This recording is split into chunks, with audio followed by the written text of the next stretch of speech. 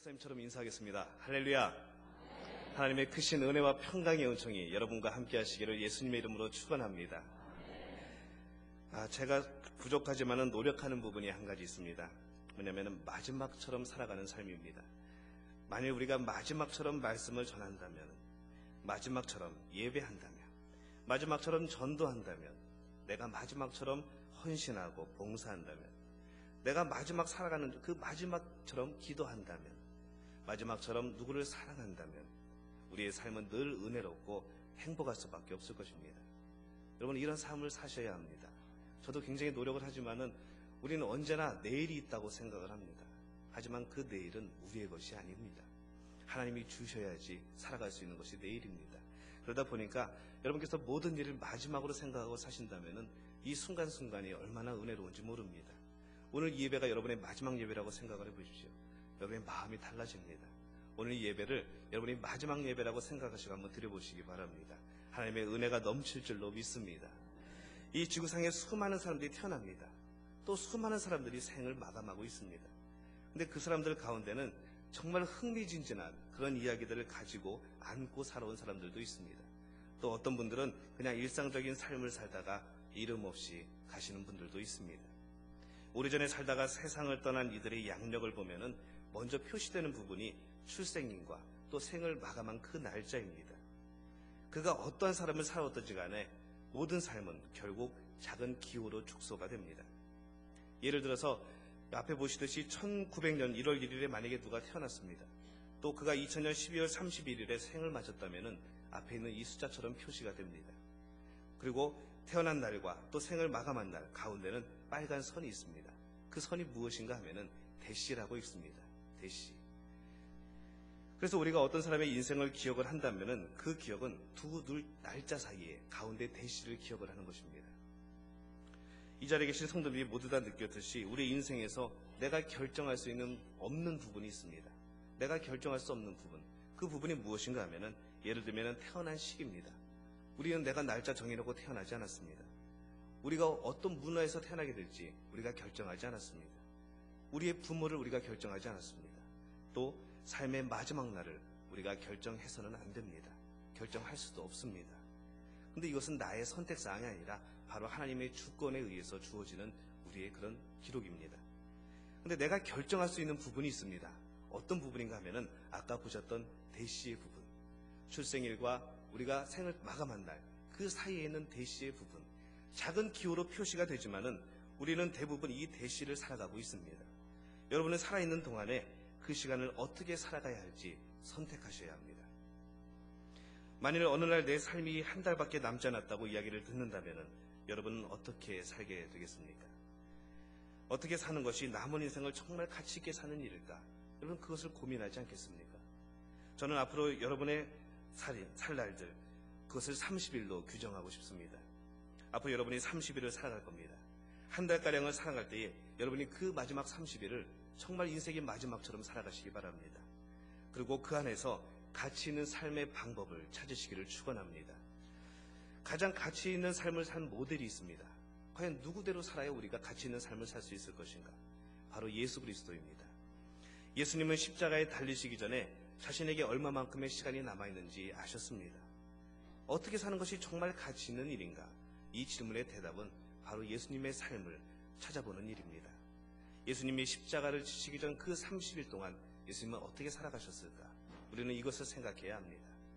과연 예수님은 어떻게 마지막 30일을 사셨는가? 먼저 예수님은 열정적으로 사셨습니다. 요한복음 10장 10절 하반절을 보면 이렇게 기록이 되어 있습니다. 내가 온 것은 양으로 생명을 얻게 하고 더 풍성히 얻게 하려는 것이라. 바로 예수님의 말씀입니다. 중요한 단어가 있습니다. 더 풍성히 얻게 하려. 어쩌면 여러분은 지금 당장 삶이 엉망일 수 있습니다. 사업의 기반이 흔들리고 또 가정이 어려워지고 굉장한 경제난이 있고 그런 거의 어려운 상황에 살고 있는 분들도 있을 것입니다. 아니면 인생의 최고를 지금 살아가는 분들도 있습니다. 그러나 중요한 것은 어떻든지 간에 하나님은 여러분이 더 풍성한 삶을 살기를 원하십니다. 어느 정도에 가면 여러분들이 생각하기는 그 이상으로, 여러분이 기도하는 그 이상으로 하나님은 여러분들이 풍성한 삶을 살기를 원하십니다. 뿐만 아니라 이미 하나님은 여러분이 더 그 풍성한 삶을 살아갈 수 있도록 예배해 놓으시고 계획해 놓으셨습니다. 이제 그것이 여러분이 그것을 누리셔야 합니다. 그 풍성한 삶이 어디에서 나오는가? 성경은 이렇게 말씀합니다. 내가 온 것은 양으로 생명을 얻게 하고 더 풍성히 얻게 하려 합니다. 양으로 생명을 얻게 하고. 그러면 그 생명이 어디 있습니까? 바로 요한일서 5장 11절과 12절에 이렇게 기록이 되어 있습니다. 그 증거는 이것이니 하나님이 우리에게 영생을 주신 것과 이 생명이 그의 아들 안에 있는 그것입니다. 아들이 있는 자에게는 생명이 있고 하나님의 아들이 없는 자에게는 생명이 없느니라. 우리에게 아들이 있다 딸이 있다가 아니라 하나님의 아들을 소유한 자는 생명이 있다고 말씀을 합니다. 자, 우리에게 풍성함이 어디서 나옵니까? 생명에서 나옵니다. 그 생명이 어디 있습니까? 예수 그리스도 안에 있습니다. 그럼 이 풍성함과 생명을 누리는 방법이 무엇입니까? 여러분이 예수 그리스도를 영접하는 일입니다. 여러분이 예수 그리스도 안에 있을 때에 여러분이 이 풍성함과 생명을 누리실 줄로 믿습니다. 생명이 바로 예수 그리스도 안에 있습니다. 풍성함이 예수 그리스도 안에 있습니다. 오늘 예수 그리스도 안에서 믿고 신뢰하며 살아가는 여러분들에게 그 풍성한 생명의 복이 임하시기를 예수님의 이름으로 축원합니다. 예수 그리스도를 닮아서 또 그 안에서 풍성함을 누리는 사람은 바로 하나님께서 원하시는 모습으로 또 그 방향으로 살아가야 합니다. 우리의 목적은 존재가 아닙니다. 이 존재란 무엇인가 하면은 바로 주민등록상에 호적상에 이름이 올라가 있는 것, 이것이 존재입니다. 아, 이 땅에 누군가가 있었구나. 만약에 그것이 조광룡이라고 한다면은 이 세상에 조광룡이라는 사람이 있었구나 라는 존재의 개념입니다. 그러나 하나님은 우리를 존재하는 사람이 아니라 목적대로 살아가는 삶으로 창조하셨습니다. 예를 들면은 조광룡이라는 사람이 있다라는 말은 존재입니다. 하지만은 조광룡 목사라는 사람이 목회를 하고 있다라고 이야기를 한다면은 의미가 달라집니다. 무엇인가 목적을 가지고 살아가고 있음을 이야기합니다. 그러나 여기서 멈출 것이 아닙니다. 하나님이 원하는 삶은 무엇인가 하면은 조광룡 목사가 하나님께로부터 소명을 받고 하나님의 영광을 위해서 기쁨으로 감사함으로 복음을 전파하고 충성하고 헌신하고 섬기고 사랑하고 있다라고 이야기를 한다면은 이 삶이야말로 하나님께서 목적하신 삶을 사는 것 아니겠습니까? 저는 정말 그렇게 살아가고 싶습니다. 부족하고 연약할지라도 그 삶을 위해서 살아갈 겁니다. 그렇게 되기 위해서 노력할 겁니다. 근데 이것이 저의 이야기가 아니라 바로 여러분들의 이야기가 되어야 합니다. 여러분의 결단이 되어야 합니다. 하나님이 창조한 그 목적대로 살아가는 것, 여러분 그 삶을 시작하시기 바랍니다. 근데 한 가지 기억하셔야 될 것이 있습니다. 무엇인가 하면은 이 사탄은 하나님이 만드신 여러분의 삶의 방향을 바꾸려고 합니다. 어쩌면 사탄은 이렇게 이야기할지 모릅니다. 하나님의 목적하신 그 방향, 그 삶이 정말로 좋은 것이야. 너는 그렇게 살아가야 돼. 라고 이야기할지도 모릅니다. 그러나 뒤에 분명히 이 말을 붙일 겁니다. 그러나 오늘 하지 말고 다음에 하지. 나중에 하지. 오히려 사탄도 이렇게 말할지 모릅니다.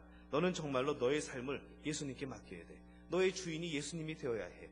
하지만 오늘 말고 다음에, 나중에 이렇게 말합니다. 하나님이 기뻐하시는 단어가 있습니다. 오늘이라는 단어입니다. 바로 지금이라는 단어입니다. 하나님 말씀 앞에서 오늘과 지금은 너무나도 중요한 말입니다. 사탄이 좋아하는 이야기가 있습니다. 단어, 언젠가, 나중에 라는 단어입니다. 여러분의 삶은 어떻습니까? 많은 분들이 언젠가 우리 가정에 문제가 해결되면 나는 더욱더 열심히 기도할 거야 말씀합니다. 주일 성수할 거야 말씀합니다.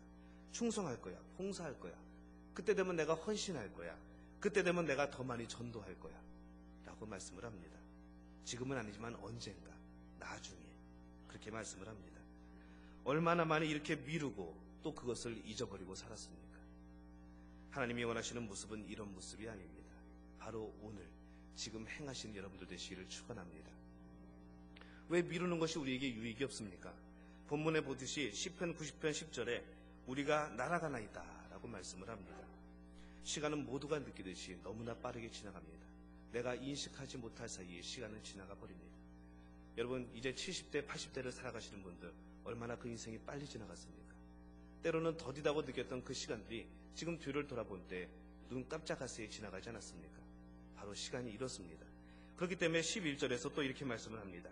그래서 우리에게 우리날 계수함을 가르치사 지혜의 마음을 얻게 하소서 이렇게 말씀을 합니다. 지금 우리는 숨 쉬고 있습니다. 감사해야 합니다. 우리는 아직 기회가 있습니다.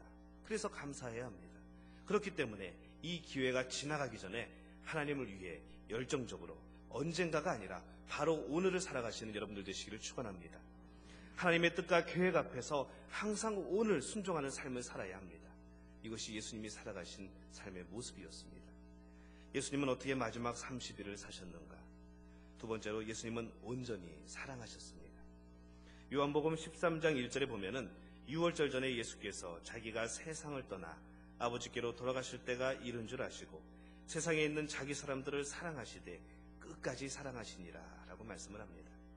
예수님은 그 마지막 때, 그때가 다가올수록 더욱 예수님을 따르는 사람들에게 최고의 사랑을 보여주십니다. 발을 씻겨주십니다. 더 많은 복음을 전하십니다. 더욱더 열심히 다니십니다.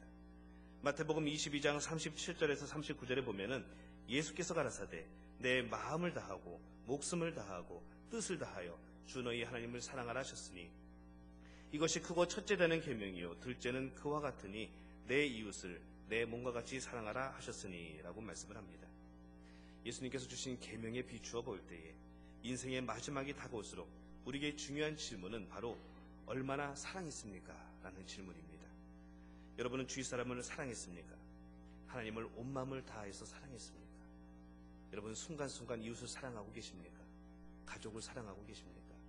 이 시간에 하나님을 사랑하고 계십니까? 이것이 바로 우리에게 던지는 질문입니다.